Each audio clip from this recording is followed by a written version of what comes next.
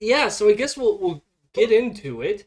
Uh, I have Amanda with me in part because something that has been coming up on the stream that we talked about recently has been issues surrounding homelessness. In part, there was the stuff that happened at Trinity Bellwoods Park in Toronto, where police were sent in to basically remove somewhere between 11 to 20 people who set up an encampment in that park, and there was like over 100 police officers that then and security forces that then came in and like removed them from the park. The other thing is a lot of the cancel Canada Day is the theme, and so there's a lot of Indigenous issues right now happening across this country that we're not going to obviously hit a lot on all of them, but Amanda happens to work sort of like in this cross section of dealing with both, or at least helping or providing help, and we'll get to that with homeless people without homes in Montreal, and particularly those who are Indigenous. So I guess Amanda, if you want to introduce yourself a little bit more, and then maybe tell us like what exactly your job is, I guess, so people get a sense of what you do. Sure. First of all, before I begin, I want to say thank you for having me on. I really do Oh, no appreciate problem. it. I know we were talking about doing this for a while now, just to like be on your channel, and it's so awesome to be here. So yeah, I go by Miss Miranda, but on my offline stuff, I work as what they call an Indigenous navigator. So it's sort of like the best way I can explain this to people, because to this day, still a lot of people don't understand what I do. It's sort of like an outreach slash intervention worker. And the basic things that I do tend to be accompanying those to hospitals, pharmacies, clinics, mostly the Indigenous community. We also go with our backpacks on with like a bunch of different like safe reduction materials, such as condoms, crack pipes. And we go around across Montreal, mostly downtown area, and we help out those that are living in the streets currently, and we let them ask them if they need anything in particular. And where I work, it's in French, it's called Médecins du Monde, but it's called Doctors of the World in English. And I work there, and I work alongside the mobile clinic. So the mobile clinic is a clinic that we have where we go across Montreal, and we have a nurse on site, and it's mainly to help those that are currently homeless, that don't have easy access to the healthcare facilities, and just get like mostly like consultations with a nurse. So that's pretty much what we do. I have two other coworkers that work alongside me. So we kind of span out like the type of work we do. Sometimes like I tend to work a bit further up north in downtown, where my one of my coworkers actually works more in like the plateau area. So that's what we mainly do. And the reason we do this is because there's a lot of issues concerning like the healthcare facilities and Indigenous people, where a lot of Indigenous people do not want to go into these facilities because of racism, because of like the way they're treated in general. They don't get enough services that they need. And we have witnessed this firsthand as well. So usually I have like my big jacket on that says like I work here, and sometimes I don't have that. So we can see a huge shift in how some people act with us. So if I'm wearing that big jacket, everyone's nice.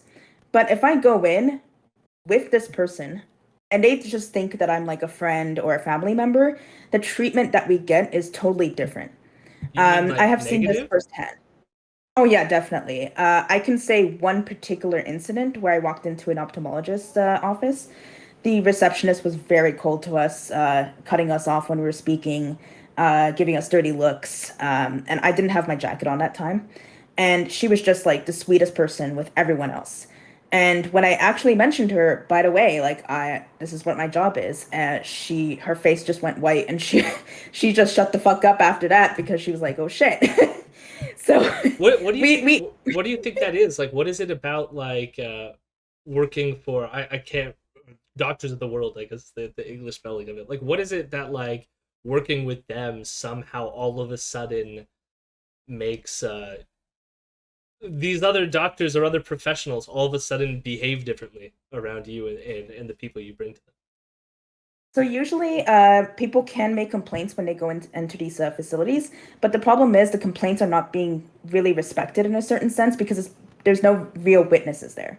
And if it's a family witness, it could always be like, well, you're probably saw something differently. But when it's like an actual organization that comes in, they get nervous. Our organization doesn't work with the government, but it's possible some people assume that that's the case, so they get a little bit even more nervous afterwards. But I think it's kind of like a symbol of authority, even though I don't necessarily have that power. I can't like Yeah. throw them out and be like, you can't do your job. I'm gonna fire you. Like I don't have that capacity. I But guess I maybe think there's that still like a clout to it, or like there, or at least there's like an organization that's backing you that makes them a little bit more worried than if you were just like a lone person.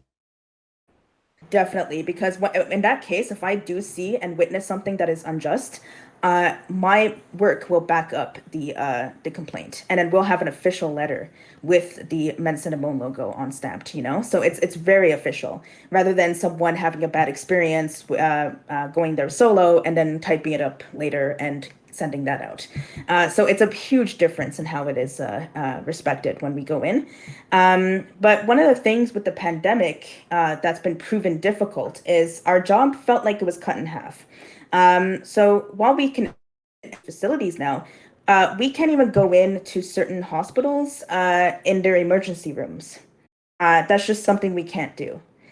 And the Because issue of the is COVID restrictions. exactly. And I get it's frustrating because it's like at this point I'm fully vaccinated. We have a lot of testing that can be done. I go into shelters that are smaller than a hospital, and I can't enter this hospital to visit someone. So the thing that's scary about this is that like when you heard about Joyce Echequan that happened in Quebec, um, Do you want to fill she in? was some. Yeah, I was gonna say, do you want to describe Oh that yes, case to the audience? absolutely. So Joyce Echequan was an Indigenous woman that was at the hospital. I don't remember exactly where in Quebec, but she was being mistreated. So she knew people wouldn't really believe her, so she went on Facebook Live and documented all of it. So on her Facebook Live, you would hear them saying very racial, disgusting things to her. Sort of like things along the line of like, all you people are good for are reproducing, or you're just gonna go drinking again, like really disgusting stuff. And she ended up dying later in that hospital. So this really just, in a way, proved how disgusting the system is. And a lot of people in the Indigenous community are already terrified of going to these places. I mean, with the forced sterilization that was happening as well, it's just a terrifying experience. And plus, we all know that being homeless, that's another factor as well. So the problem with this is because of the restrictions, a lot of people that are like our clientele were refusing to go with us to go to the hospital, especially when they had something serious, because they knew that how serious they had it, they're gonna have to stay overnight. That means they can't see their family. We can't visit them. They'll be totally isolated. How long, like even in this case, like how long do you at least get to bring them up to that point before they have to like go in? Unfortunately, what we do is like we try to persuade them to go, but we can't force them to go. No, I know that. So I that's meant more of like in oh terms yeah. of because like obviously there's restrictions in the hospital because of COVID right now, but like and my guess is like what you're indicating is like they're worried because at some point you're not going to be allowed to go further within the process because of the COVID Mhm. restrictions, right? Uh, but I guess like how far along can you wait with them before they go into the facility? I guess, or can you It wait in very waiting rooms with them or something like this? It seriously depends on a hospital, unfortunately. So there's certain hospitals that I was able to enter. There's one hospital in particular I was able to enter the emergency room with someone, but other hospitals would like literally stop you at the door and say you can't enter, like at all. I couldn't even go into the waiting room. Like they're like, no, you cannot enter the emergency room with anyone. And there's other hospitals where I can go to appointments that are specifically for something, but I still can't enter certain other areas of the hospital. It just really, to me personally, makes no sense. Yeah, I mean, And it's so especially complicated. I mean, I guess especially since you've been doubly vaccinated, right? But like, I guess I mean, I'm not sure with the hospital or like how the documentation works with vaccines. Like, you could prove that to them or something like that. But the other question I sort of have is like, do you find with the people you're helping and bringing in to the hospitals or other facilities that there since COVID, there's been an increase in complaints from them. Basically, so like after you have to leave because of the COVID restrictions, like compared to other years, does it feel like complaints are more frequent right Oh, definitely. Because like we're not going to be a good example. Actually, I'm going to take it from my coworker's experience. But my coworker was there with in an emergency room. So this is the emergency room that we were allowed to get in. While he was there, everything was going fine. But once he had to leave, she was denied access to water. She was being mistreated, and all of these things happened when he left. And that sucks because we can't prove anything, sadly, you know? And in now? this particular cases, we can't prove anything. And then it's so easy for everyone else to be like, well, maybe they're making it up or maybe they're overreacting. And it's like, well, I don't care if they're overreacting. These things are serious and they have to be taken seriously. So it's just really unfortunate that uh because of the restrictions, there's a lot of stuff that we can't do, that we can't survey, that we can't look at. So we're trying to get more, like for example, my job as a navigator. We want to see more navigators in the hospitals because while we can enter with them, we still have to finish. We have to go away. Yeah. But having someone actually working there as an Indigenous navigator would be amazing because it would be someone directly working within the hospital that can visit them since they are working there. So that's one thing we were proposing. One of my coworkers actually created this letter and just expressing to the Minister of Health that the reasons why we need to do our job and that we need to be there for them. And I said to myself, and I know I can't write this in a letter because I'm, you know me, like I'm just like I'm gonna swear and shit. Yeah. So he wrote this very professional letter, but in my head I was thinking, why the fuck can I enter a shelter that is so small and have 20 people passing in front of me every time, but I can't enter a hospital that they can always clean everything, you know, sterilize everything. I don't care if I have to have a plexiglass in between us, that I have to be 12 meters apart, that I have to wear a new mask every 5 minutes. I want to be there. Is So there yeah, it's just is there opposition from like you were talking about how a lot of the doctors and stuff like this at least have friendly faces when you're around, in part even if it's an act to try to be like, see, look, we're nice, don't don't get me in trouble kind of attitude. But like, do you find that the hospitals, even like with what you were talking about, the writing of the letter and stuff like this, that the hospitals are reluctant to allow navigators in, like like beyond the fact of like COVID, because obvious like, I mean, COVID makes things a little bit more complicated, but beyond COVID, is there resistance there to having you around? if there is resistance there, they better not tell me because I'm Yeah. going to make a scene. So I'm really that type of person.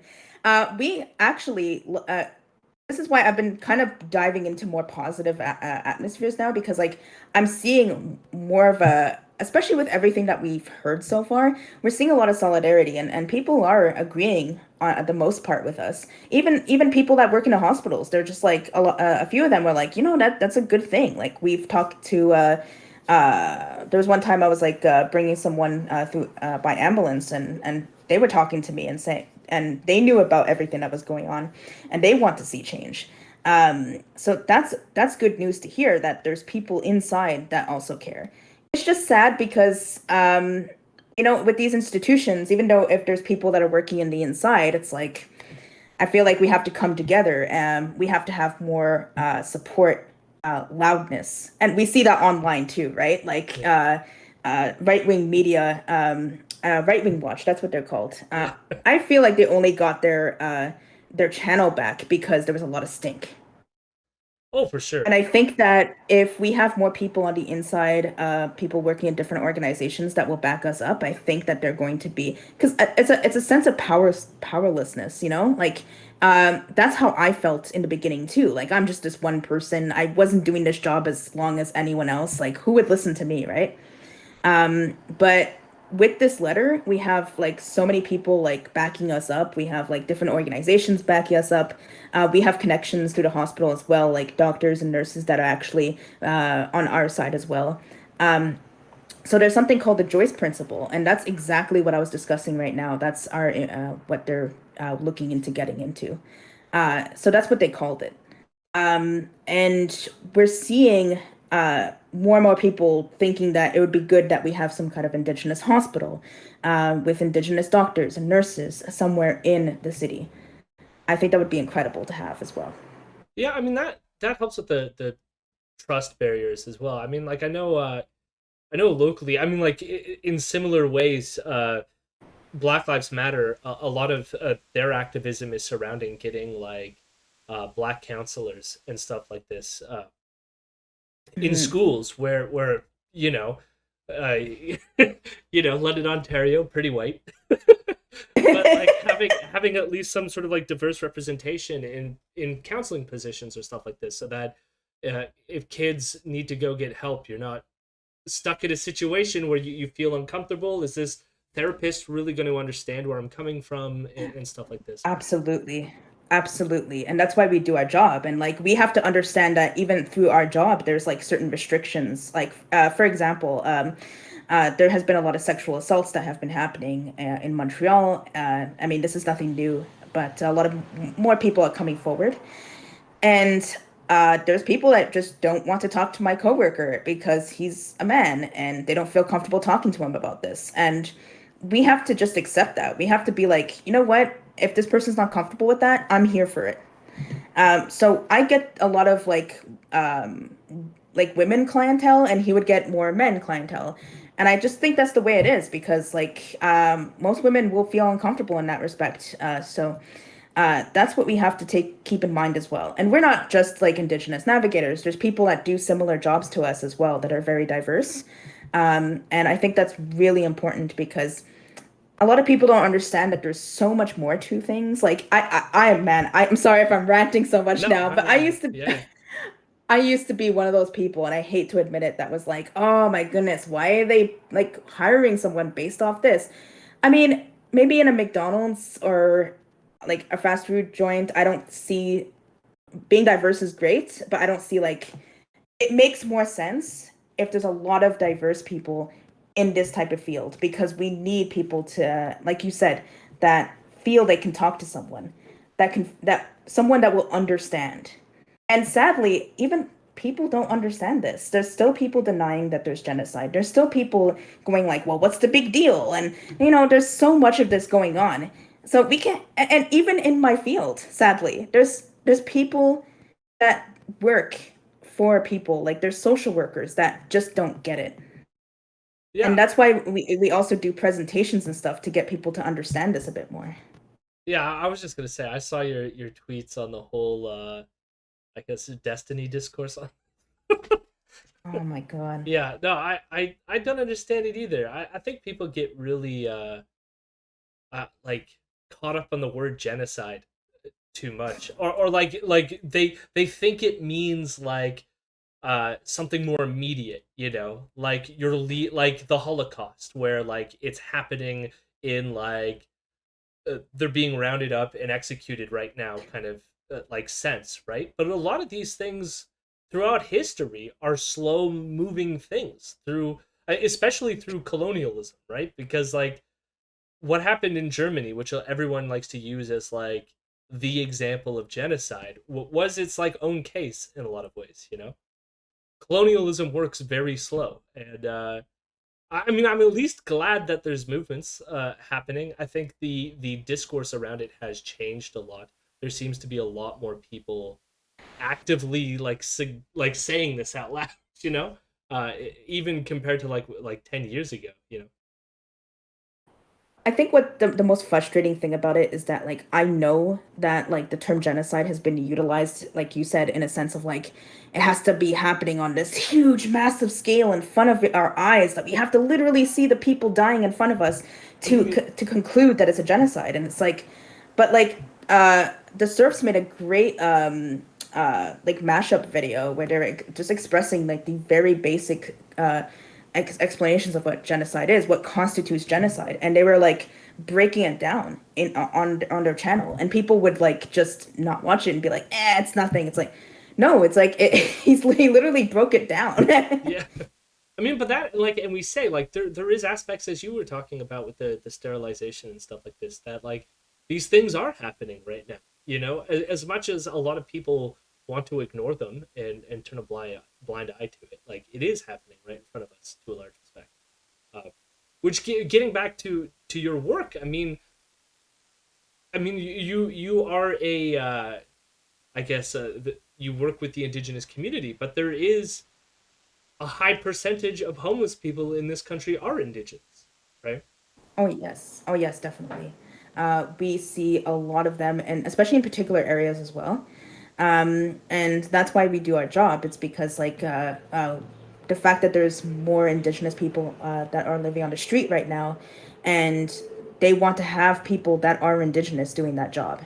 They want people to be relative. Like there's people like and I don't blame them honestly because it's like I said before, there's some people that don't want to speak to men and because of their experiences. Some people don't want to speak. They want to speak to an indigenous person about something because they'll understand. I literally I had to try to just disconnect from this whole discourse because it was just traumatizing me. I'm already doing this job, and then I have to go online and see like Yeah. big content creators laugh it off, and I'm like, I mean, who laughs at and they would be like, oh, I'm not laughing at it, but like, if you're making a like, oh, okay, Lance, you're calling it genocide, like, oh, come on, like, who the fuck are you? Like, seriously, like, you wouldn't do that, even if you don't agree with the term genocide. Why would you laugh at that? Like it's I mean, like because there's like like a obviously there's something negative, like something is happening that is hurting and causing trauma to a community. Whether you want to adopt that label or not, it's not like a laughing matter, Mhm. you know. Uh, Oh yeah. And I I mean I didn't this is coming from the guy again, like we've seen his tweets that he does his racist tweets against black people.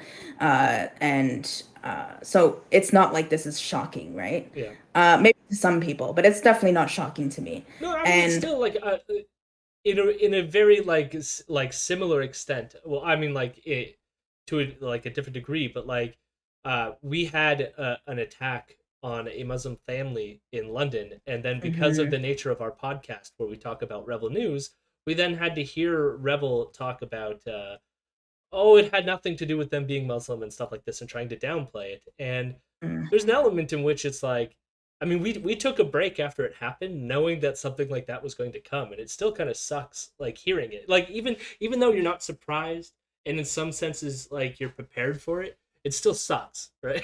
like there's no way to get over like that aspect of it. And that's the thing. They would always do that. They would always turn it around and be like, "Oh, this is not really about this." And they couldn't really do that with the anti-Asian hate crimes, by the way, because a lot of those hate crimes, there was videos of people being like saying horrible slurs to Asian people, and they're like, "Well, we can't say anything like this is not about them being Asian, so we're gonna twist it and say it's only black people that are doing this." Like they had to do something to like deter away from like the reality of things. Like it wasn't just black people doing this, there was white people, there was all shades of people that are just awful people and that go out and hurt Asian people. This is like, but they had to twist it in a way, and they're doing it with everything. They did it Yeah. with like of course they did it with the George Floyd situation. They did it with the Muslim family. It's like they can't. I don't know how the discourse started as like there's not as much racism nowadays. Get over it too. There's no such thing as racism. Yeah.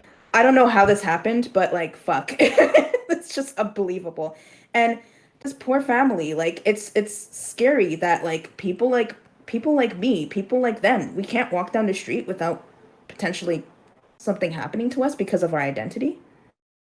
in yeah, I mean, and people laughing it off. yeah. I mean, that's yeah. It's disgusting and terrible. Uh, And we see that with the homeless community as well, like the way they're treated, even on the streets. Just the way they're looked at, the way they're just this awful like energy.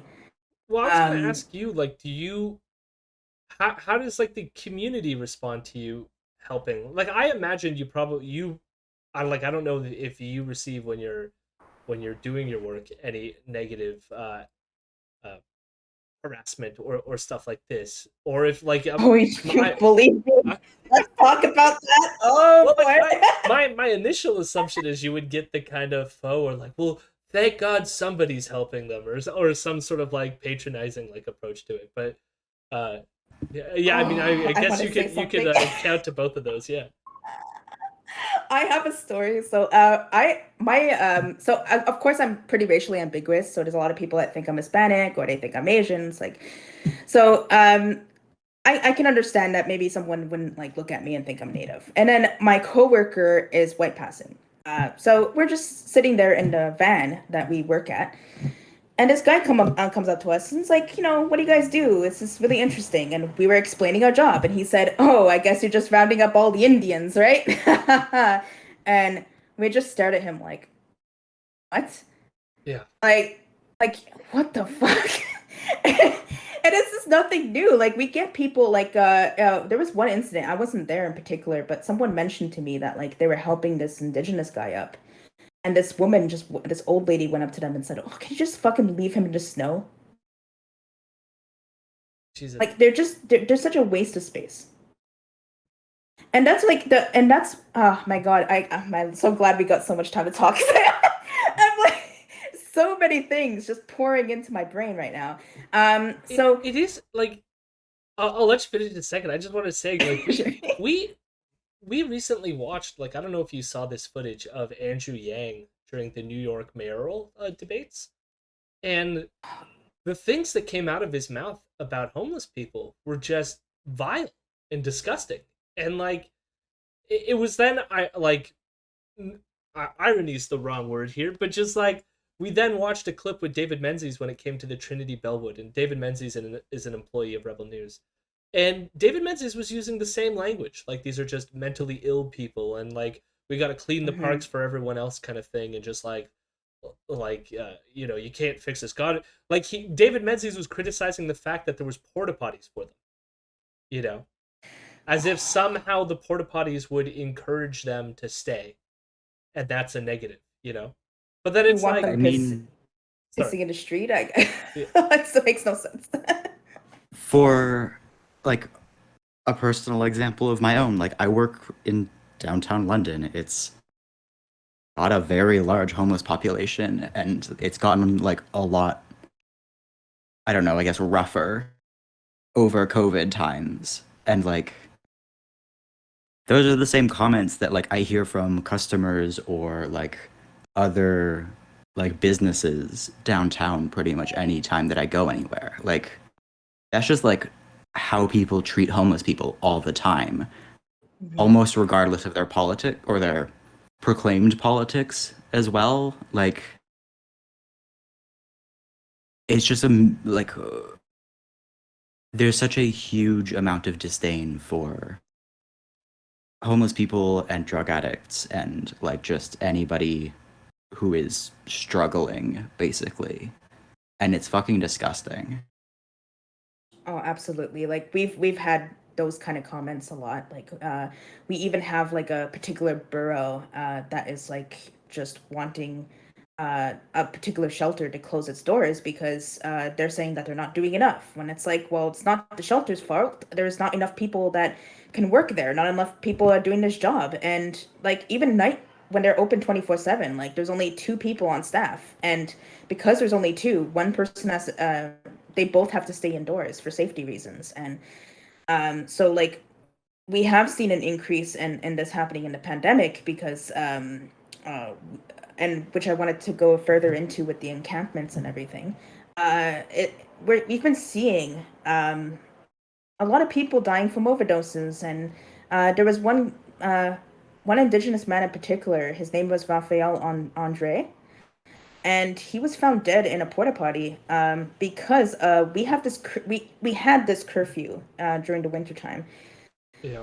where everyone had to go home at 8 o'clock, no exceptions. And we're like, well, what about the homeless people? They don't necessarily have a home, you know?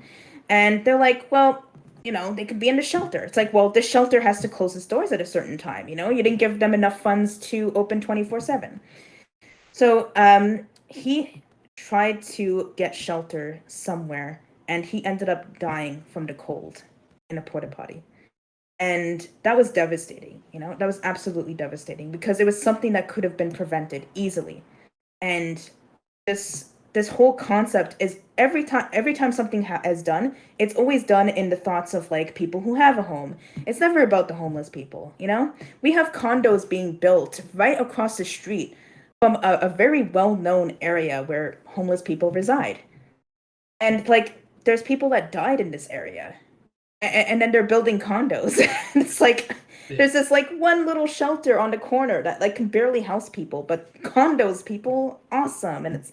And during the pandemic as well, like people were complaining about the camps underneath highways, which you know people were claiming that they were trying to get to work and that they were passing through the camps, and that you know they were getting a bit of like I'm thinking words in French again. My goodness.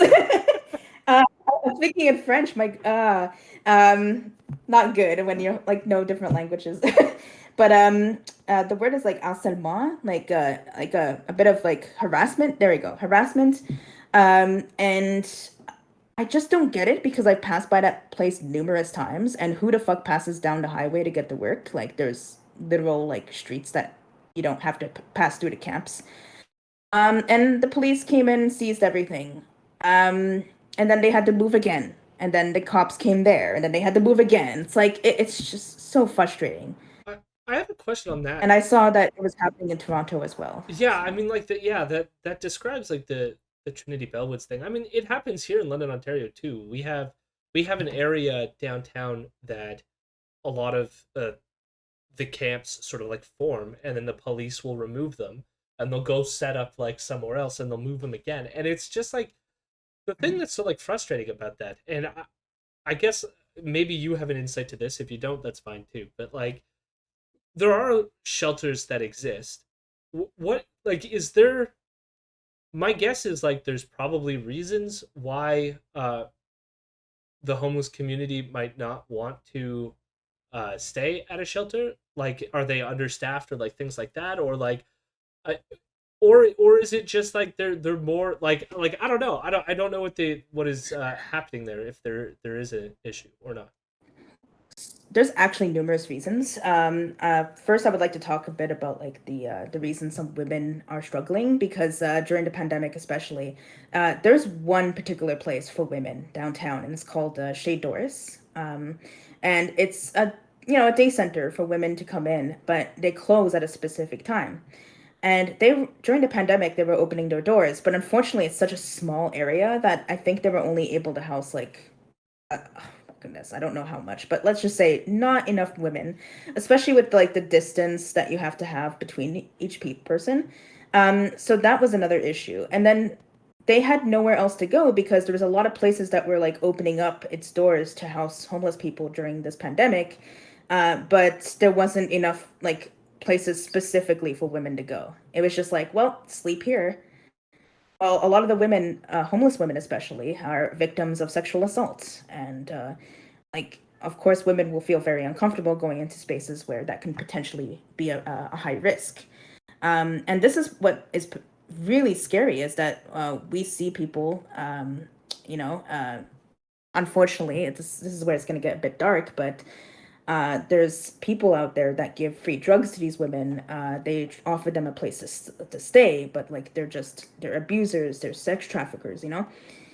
And it's like, well, where can I be? Am I going to go in the street and potentially die here? Am I going to get raped here? Should I like it? So this is like very limited options when it came to women. As for everyone else, I can't speak for everyone where some people might just feel more comfortable to be outside. And some people just didn't like certain shelters. There wasn't enough staff. There wasn't enough space. Um, During the pandemic, they were actually housing people who were under substances as well, because where else can they go? And a lot of these shelters had like a no alcohol policy, That's but what I they was. had to. Yeah, go ahead. Well, I was gonna say like that was the angle that I was thinking too. Maybe was like that there was things that they make people do so people feel more free or more able to be themselves outside of the shelter system or something along those. That's the thing. That's the thing. I mean, the shelters are doing their best. Like, I work Yeah, with these shelters, but it's especially the shelter that everyone was complaining about in that particular borough. They are lacking staff, and the problem is that a lot of people just don't want to do this job. Not because like I think it's just because it's really tough. It's not an easy job at all, and and funding issues.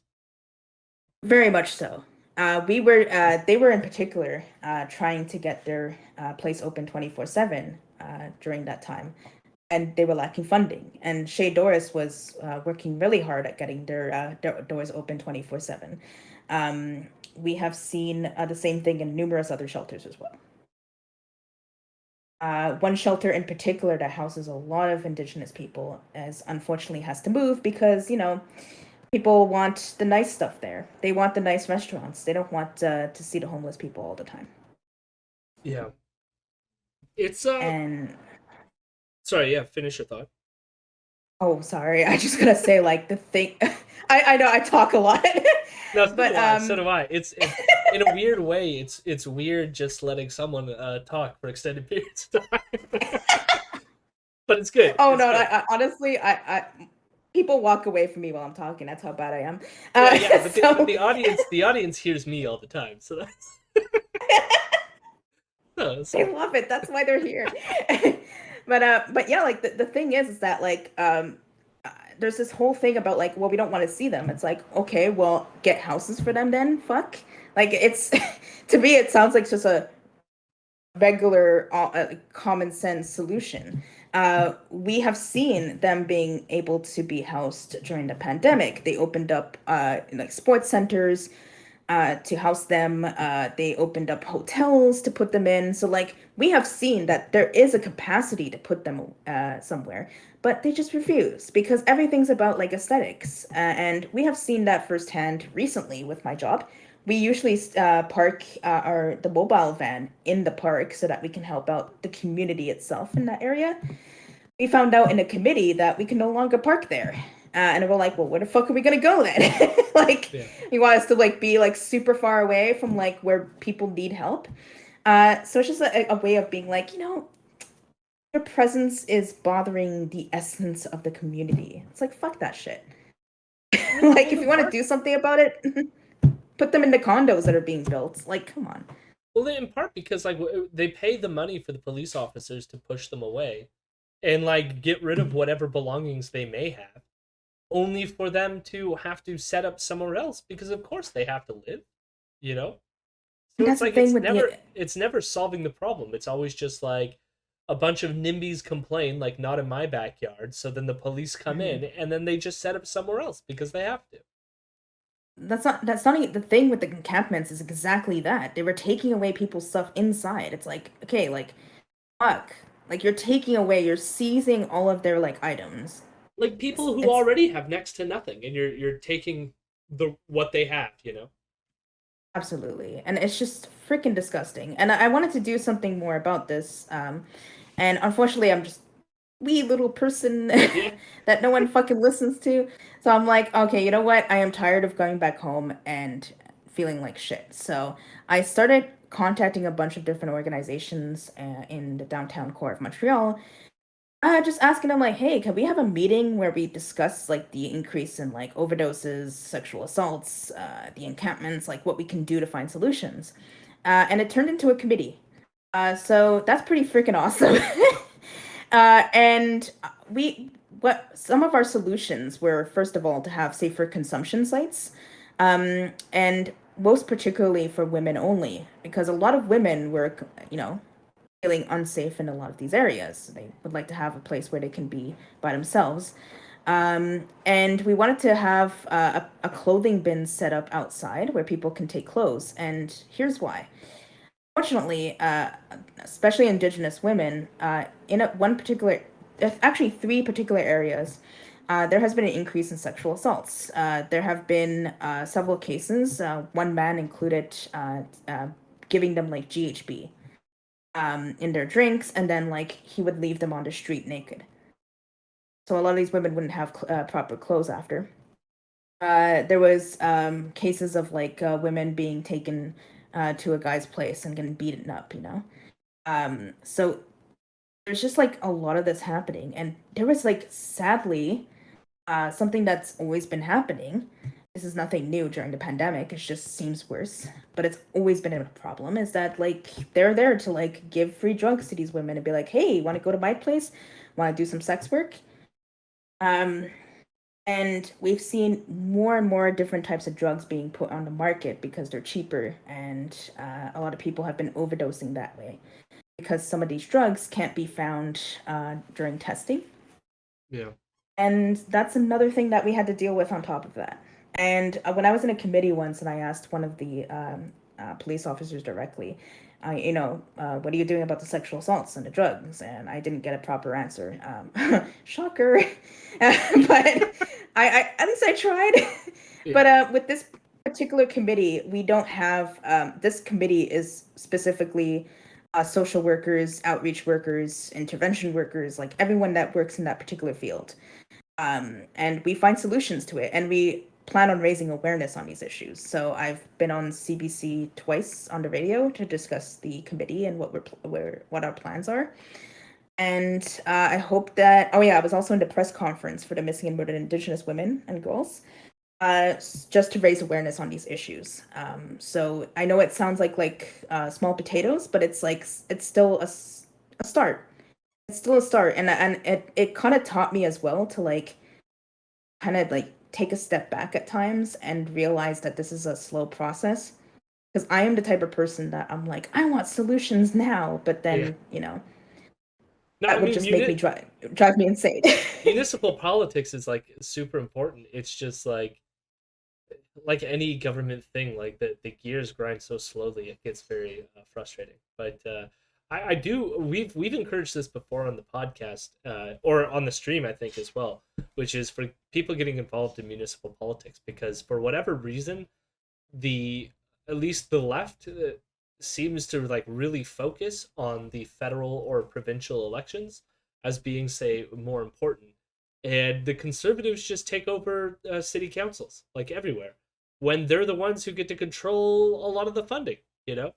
Mhm. And so it's like, as you said, like the police don't have solutions for this. They just want more money for guns and gadgets to further brutalize these people, when it's like, maybe we should be investing in housing or other ways to, like, safe injection sites to so that Mhm. people don't overdose and stuff like that. So uh, yeah, we're with you there, is what I'm saying, I guess. Yeah, And I encourage everyone else to get involved in your municipal politics, join a committee. that that's the thing. It's a matter of like, because like I was like this a couple years back, where I'm like, I want to do something, but I feel like whatever I do, it's not enough.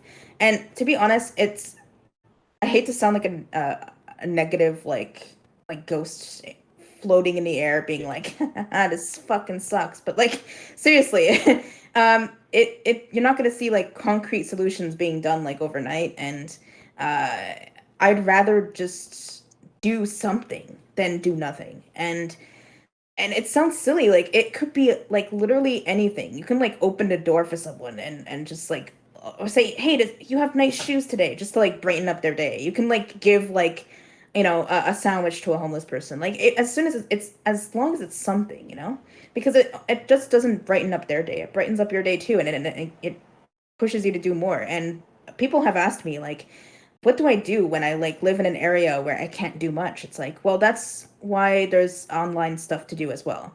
And I'm not talking about like, streaming, which certain parts of streaming is amazing, like what you both do, but just don't do it Destiny style, Yeah. please. But there's so Don't many worry, things that could be done we'll never online go too. liberal on here, okay? And I know. I know. But like there's things that people can do online as well that can't be done like in your area. So like even signing petitions, getting like groups together where people can discuss these discuss actions, you know.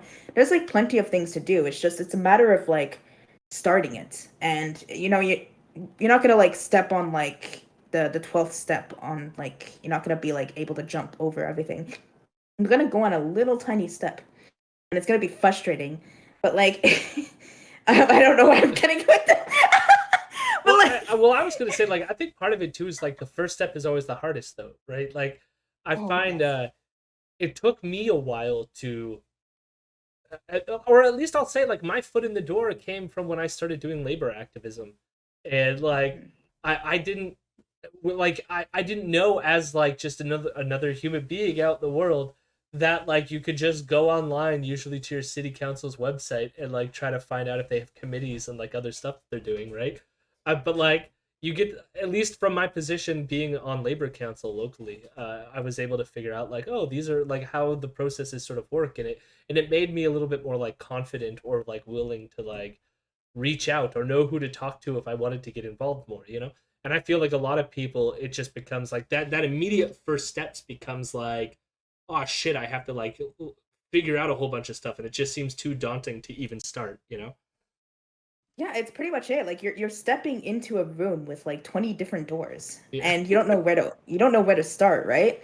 And and that's what's so great about it though is that and a lot of people like I'm not trying to tell people to do my job because like a lot of people just don't have the you know, they can't. Cuz like I've seen things like I've had people get violent. I've had like people pass out from overdoses in front of me. It's not for everyone. It's really not. So a lot of people that are like, you know, I can't do this. It's like, well, there's tons of things online that can be done where it's a bit safer. And like you don't have to go to protest. You can protest online in a sense. You know, just it's endless. And it's just a matter of like getting your foot in the door and then like getting up the courage to like open up one of those doors and see what's up behind it. Two cores, I want to respond to them in the chat, because two cars said, it's not strictly a municipal problem. City of Vancouver proper simply does not have the money to solve homeless issues. Got to have provincial or federal help, and that is true.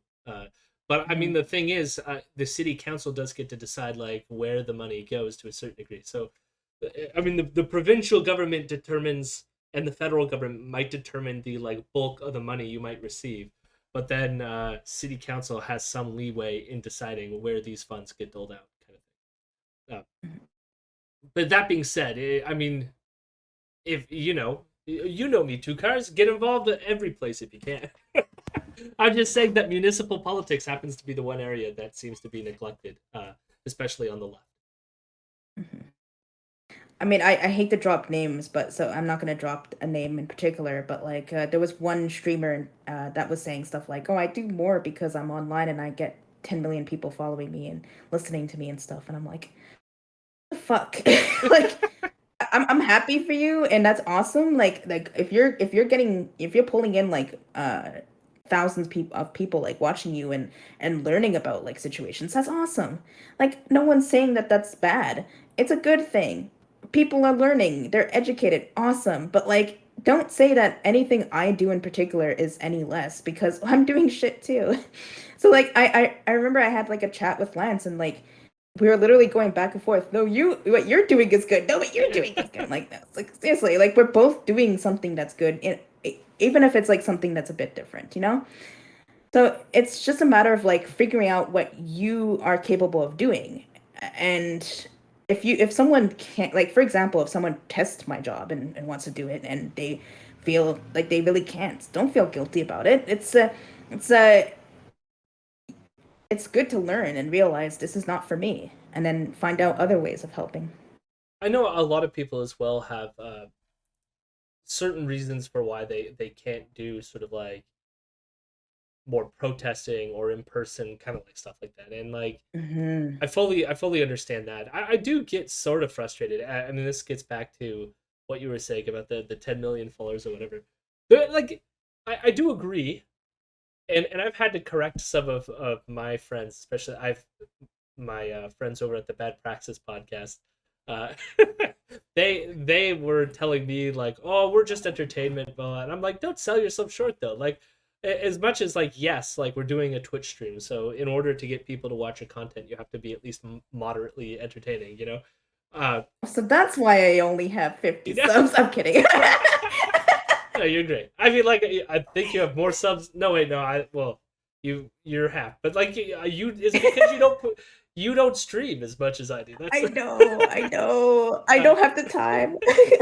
which is fair because you're doing some good work. But it's more of just like I think it doesn't have to be just entertainment, whatever like that means. But it's like there's an educational component to some of the stuff that they do or we do and stuff like that. But like I do the one like thing that I'm hesitant about or like that I get frustrated with is that it can't I it can't be the only thing that we're doing on the left, you know? And we Oh really yeah. do need solidarity, organizing, and movement building to a certain degree, or just nothing's going to change, you know?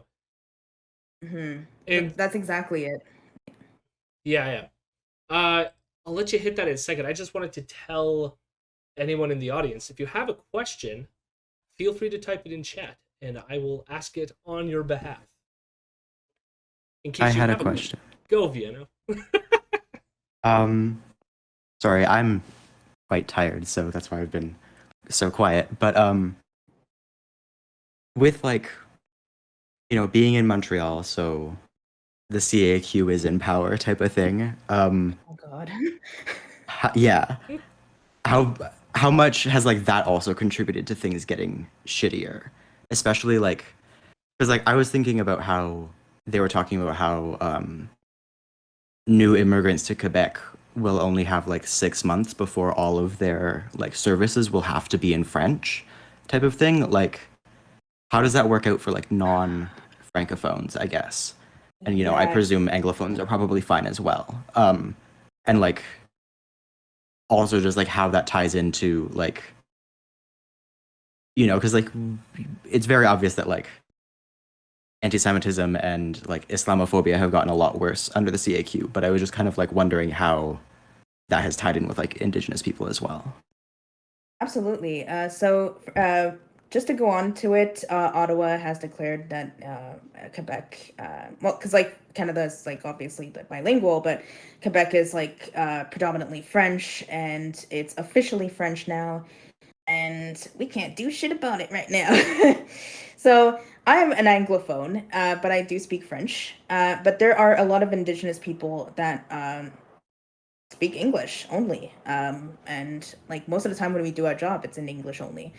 So that's another like barrier that makes it harder for them to access like these places. And if there's like an official language, which pretty much means like very possible that they won't be able to get the access they need at certain points. So that's why it's good that I'm there, and if anything happens, I can translate. But concerning the CAC, my goodness, the worst leadership. Like, I gotta say, like, the reason it's gotten worse is because like this guy, François Legault, which is the leader of the CAC, doesn't know how to make up his mind on fuck all. So we've been having like, oh, this is a curfew for 8 p.m. Oh, there's a curfew for 9:30 p.m. Oh, this is open. Oh, this is locked down, you know? Like, there's always been like so many shifts in like the way he does things. And he's done the same thing when it came to the immigration stuff. And we're just fed up. We're absolutely fed up because this is not true leadership. When it comes to like the anti-Semitism and the Muslim hate, this is nothing new. When we were under power with Pauline Marois, I don't know if you know who that is, but she No. was the leader of. Oh, maybe good. She's awful. She was the leader of I believe it was the Parti Québécois, which is like very like nationalist type of like movement. Um, was pretty much saying like we will make everything French, vive la Québec libre, and it's like like no religious symbolisms. And as you've seen with Trump, like anything when there's someone ignorant in power and they say all this awful shit, all the racists come out of their freaking like dome and be like, "Oh, awesome! I could be a dick today." So like we have seen an increase in a lot of this type of like rhetoric against Muslim people.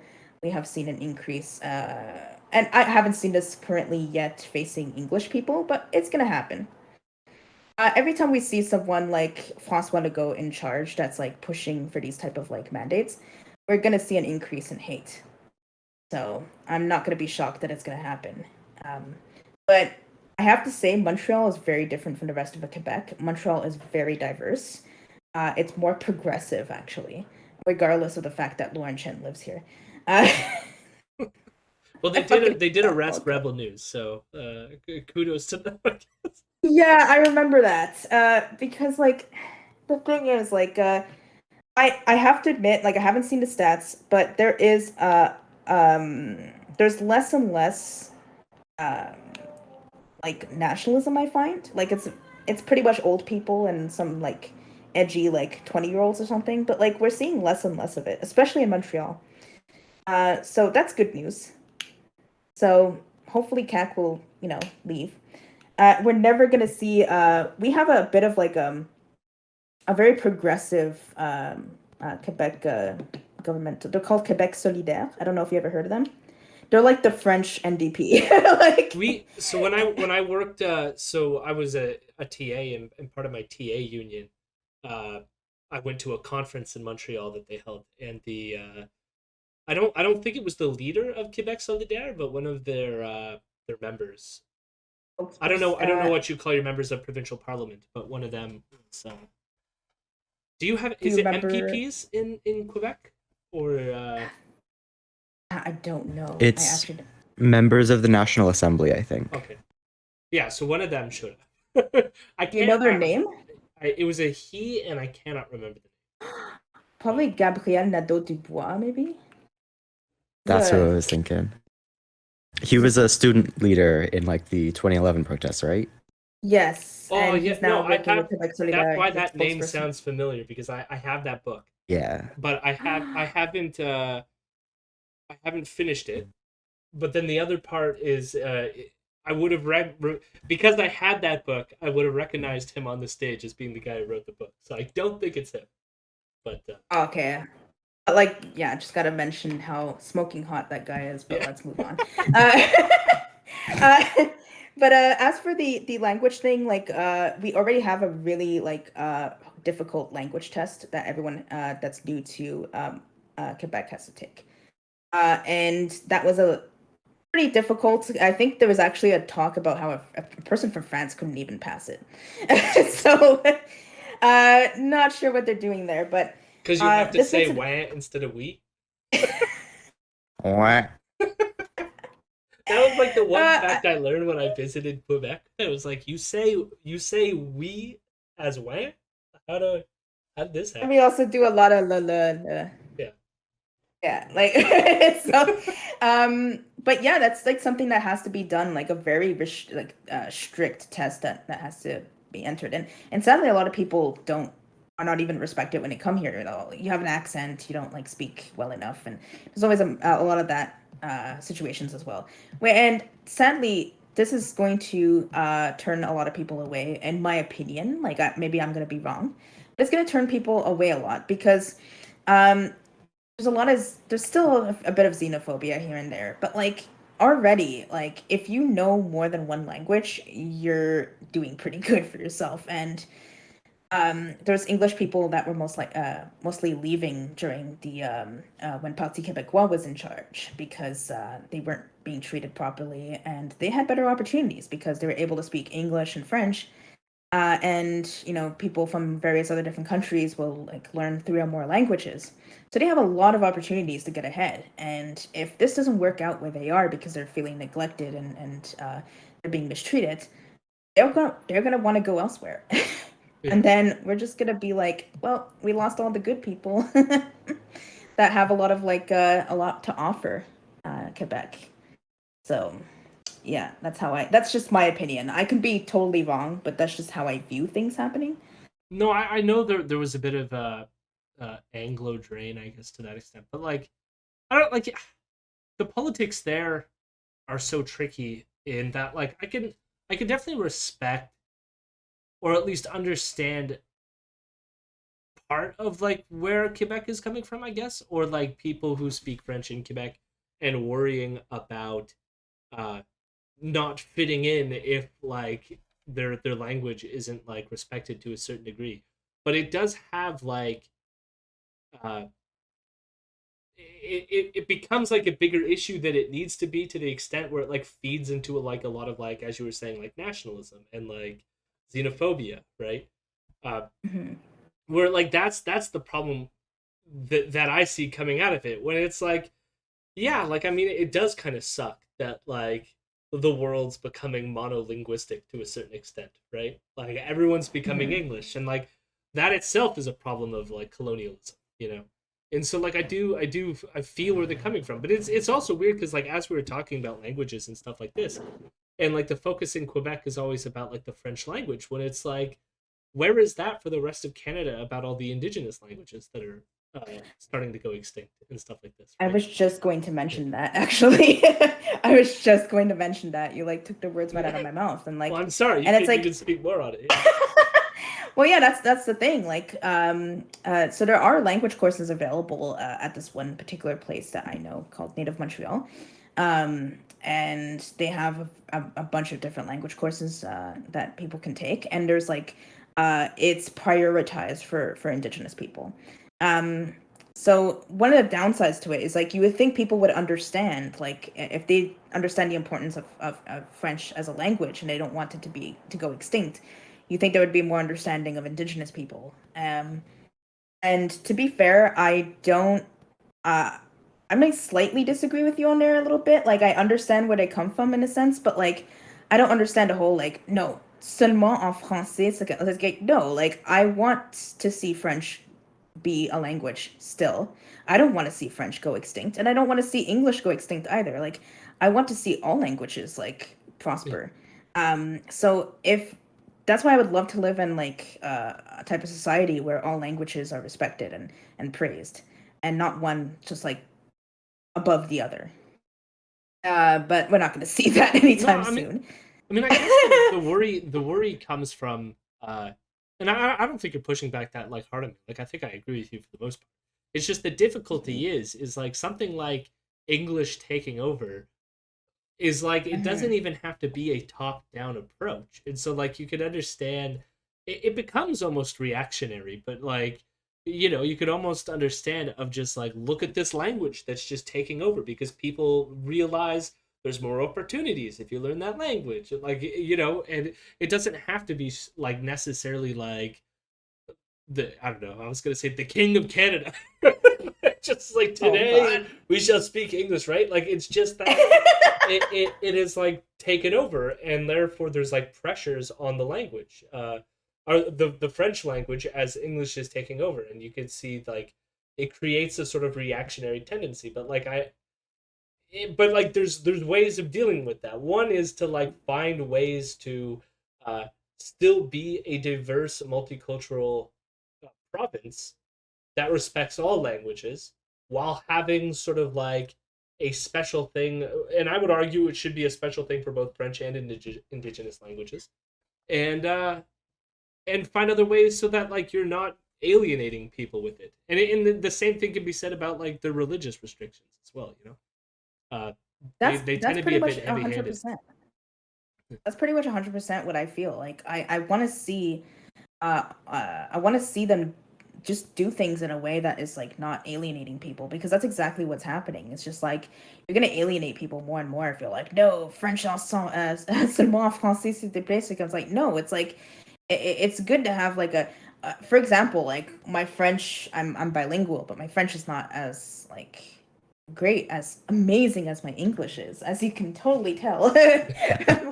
But it's just like I know someone who struggles with their English, and what we do is we talk back and forth in both languages because we want to like, keep learning and getting better. And that's the type of like that's what I want to see more. you That's the type of thing I want to see. I don't want to see people just say like, nope, just talk this language. It's like, no, like this is amazing. Like we're learning from each other. What you said just reminded me of this one so little anecdote I have. I don't know how indicative this is of like all New Brunswick, but one time me and my wife well, she wasn't my wife at the time. We were driving out east on just a road trip for like a week, and we ended up stopping in Moncton in New Brunswick, and we're at some like vegan restaurant, and eating our food, and we were noticing at the table next to us, the couple that was talking there were speaking both English and French at the same time. Like their sentences would be like English word, French word, French word, English word, French word. Like, You know what we call it? yeah, We call it franglais.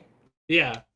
I was gonna say something like Franglish. Or like, yeah, no, it was quite fascinating, and I like, there's something cool about that. I don't mind that. Like, let's have people find ways in their communities to build new languages. I mean, that's I pretty much what we do do at work.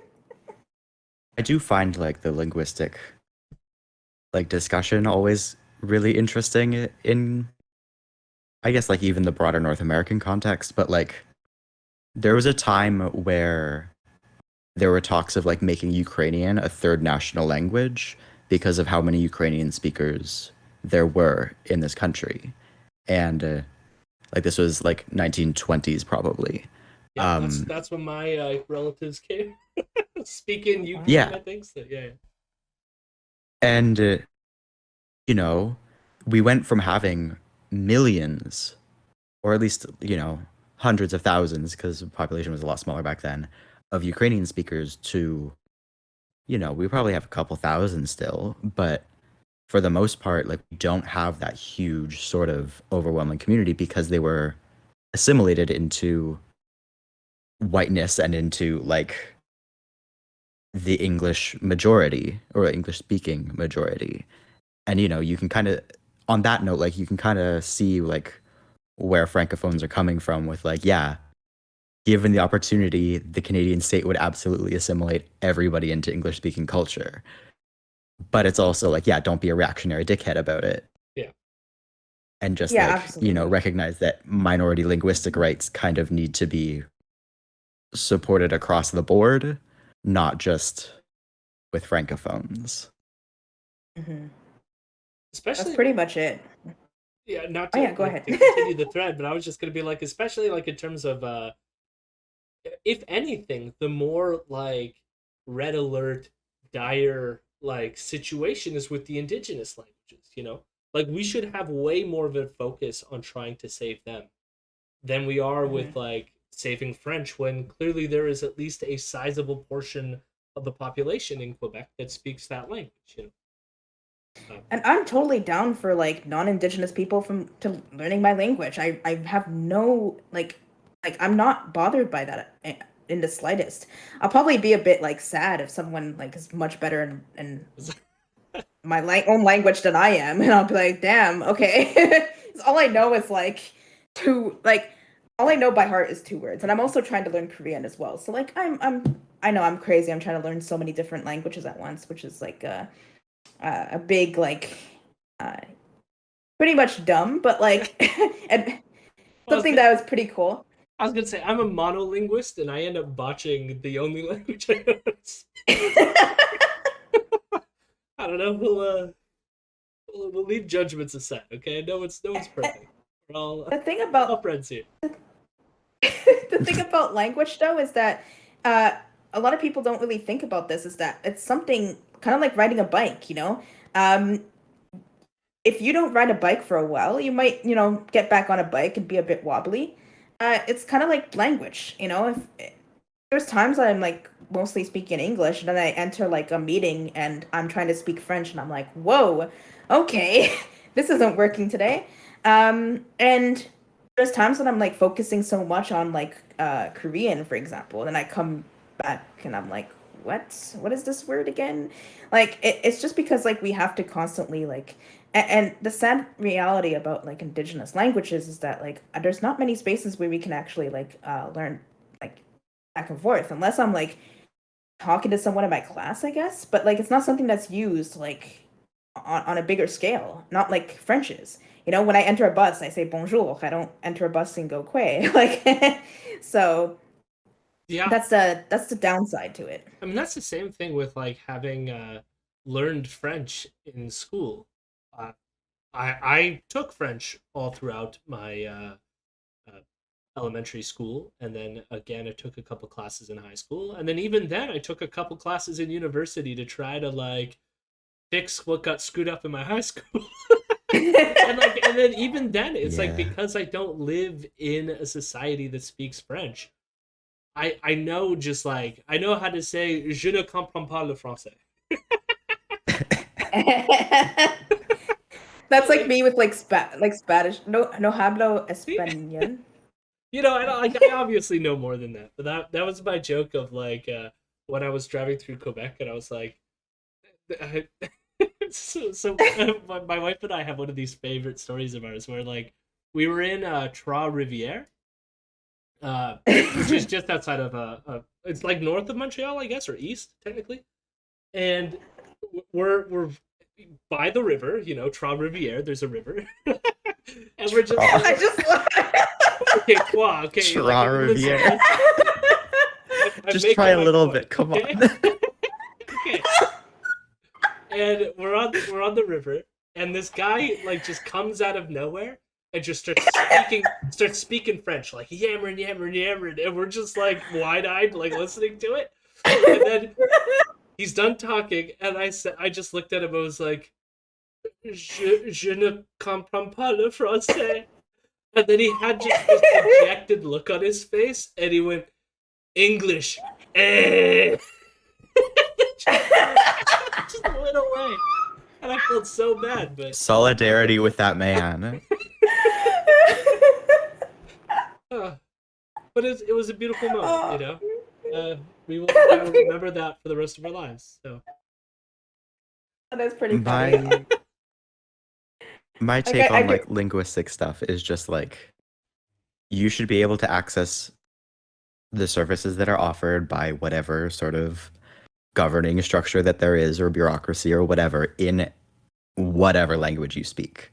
Like, because you know, in London, the second highest, I this is just a guess, I suppose, but like the second largest language spoken is probably Arabic, and like you can't access services in that language for the most part. You have to kind of like go through a mediator type of thing, and that's gonna be an issue going forward. Like, people need to be able to access services in their own languages, and having that not be accessible is just like, it is like linguistic discrimination. It is, I don't know, placing English upon a pedestal type of thing. yeah. I 100% agree with that. I think that's why it's important that. By the way, just to be clear, I have my fan on. Does anyone hear it? Yeah. Is it like messing with the audio? No, it's fine. Okay, good, because I'm boiling in here. No, I know, I know. We people are gonna notice on the podcast for the next two episodes we release, you can hear the AC unit in the background of my recording. Oh boy, It happens. it's totally the heat. understandable. It's the heat. Yeah, What are we gonna do about it? it's a lot. So yeah, I 100% agree with that, because I feel like it's a right, you know, because not everyone has access to different languages, and also like not everyone is linguistically sound as other people. Like, even if someone just like stays somewhere in particular for a while and they still don't get it, I think that's fine. It's like, for example, like me, I've lived here all my life, and my French is probably not the same as someone who just came here like 6 months ago and that just picks up languages quick. Like, it's just not going to be the same. And I think that's something that has to be respected as well. And I think that's why we need more diversity. We need more. We need to kind of give people like the desire to learn more languages too, because languages are beautiful, regardless of what language it is. They're all beautiful, and they're worth learning. I used to think I couldn't do it because I just fucking suck at this shit. I have a speech impediment on top of that, and I was like, yeah, there's no way I'm learning another language. And like, now I'm 30 and I'm like, hey, let me just like learn a bunch of languages all at once.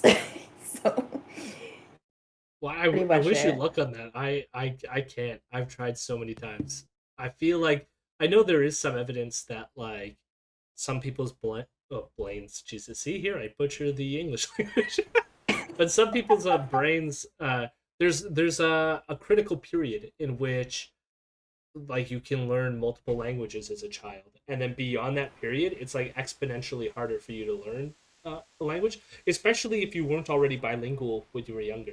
So a lot of people who are bilingual Mhm. when they're younger, they're more likely to learn more languages later in life, where if you just learn one language, once you pass that critical period, you're like you're not 100% screwed, but it just becomes so hard. Like my brain, for whatever it is, whenever I listen to other languages, my brain can't pick up when there's like word changes. It just sounds like a wall of sound, and I can't discriminate. Oh, And it just makes Yeah. like I try my best, and I just can't do it. I can't I unless think like it that's unless maybe if I largely a was forced into practice it. and like Yeah. exposure thing. Yeah. But the thing is, I'm just surrounded by English people. English, and that's the language that they speak. No one's throwing other languages at me. I guess. I think we I mean, that's should the thing. kidnap Jody Oh, and force him into hearing other languages only for a long time. Send him on like like one get a of chair. those. Yeah. The local university has a like French thing, a French like immersion thing where it's you basically get sent to Tropistal for like a couple months or something, and it's like you live with a family there, and they will only speak French to you the entire time that you are there, and then like the very last day they'll be like, oh yeah, like we do all speak English, but like we do this just to fuck with you basically and make you learn French. And I think we need to do that with Jody. That's actually No comment. already felt a slight anxiety there. Just imagining that. Oh boy. Well, so I mean, you say that, Vienna, but like, so I took a like first year university course in French, and then the second year course, the first day of class, she said the teacher was like, "This is the only time I'm going to speak English.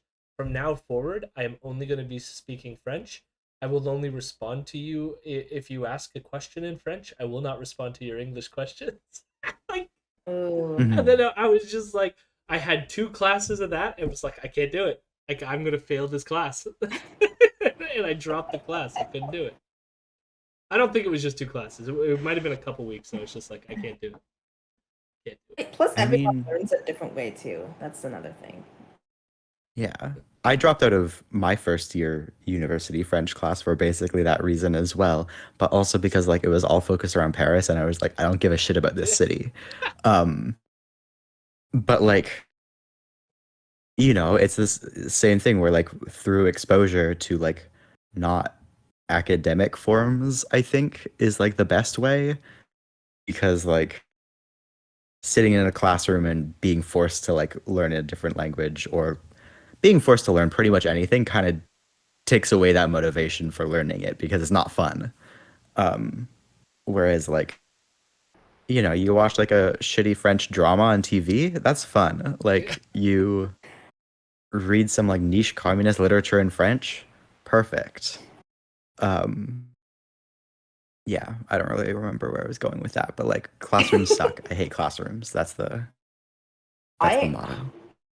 I highly suggest meetup.com because there might be like there's conversation like groups where you can go. I'm not sure in your area in particular, but like you can just like go like kind of like go online to like meetup.com and just like type it in French like conversation, and then like you can just like enter like have coffee with a bunch of people speaking French together. So that's a great way to kind of like put yourself out there and like learn in those means. Also just listen to the radio and stuff too. But I don't know if that's gonna be something that interests you, Jody. I'm not sure. Well, maybe. We'll It's a see. Well, fancy part of no. like it's just like there's so much to do. There's so much to do. I mean, Yeah. I'm sitting here thinking too. I could hear my daughter like making noise in the background, even though she's supposed to be sleeping, and I'm just like, today she like tired me out from just like screaming all the time because she's tired. She didn't get enough sleep, and now she's not sleeping down. I'm just like, it's gonna be the same tomorrow. And then on top of that, I have to learn a language. Like, what do you want from me? Learn it with Yeah. Ada. Well, we were debating sending our kids to French immersion, so I don't know. We'll see how that goes. But I don't know that we've made a firm choice on that. As someone who knew a bunch of kids that did French immersion and whose parents couldn't help them with any of it because they didn't speak French, not a great idea. I knew a kid who couldn't read English despite having purely Anglophone parents because he was sent to French immersion. He couldn't read English until like grade 5. That's sad.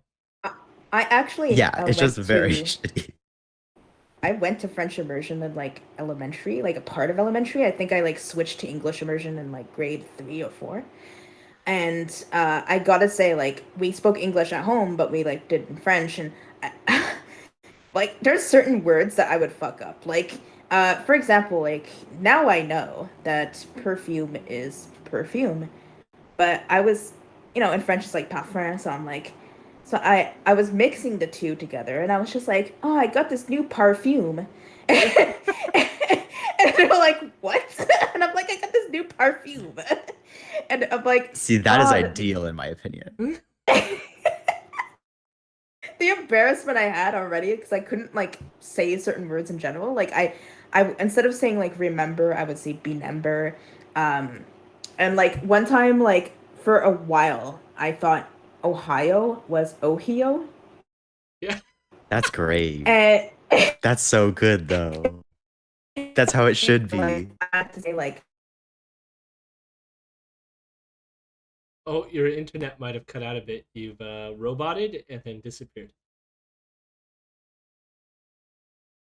And she's gone. Oh, We lost her at have we lost? Ohio. Ah, that's such a good pronunciation though. Like, It is. I don't know. I've been reading the Wikipedia pages for just because like I went on one of those, you open one thing because you're looking it up and then like you see something interesting and you open a new tab and blah blah blah blah blah. And just like different like pidgin languages and like there used to be a like Mediterranean lingua franca that was just like all the traders on the Mediterranean kind of spoke this weird, fucked up, mixed up language that they could all kind of like understand each other using. And it's like, dang, why don't we do that for everything? That'd be so good. Anytime anybody introduces a new like linguistic element to the way we already speak, you just add more words. Maybe. That just sounds like it'll get too cumbersome, wouldn't it? Ohio was I don't know, too because powerful a word. Yeah, it was so powerful it booted her from the internet.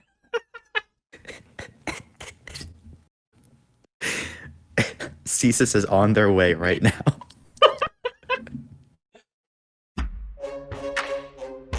Hello, my rebels. Hello, my rebels. I'm a good boy.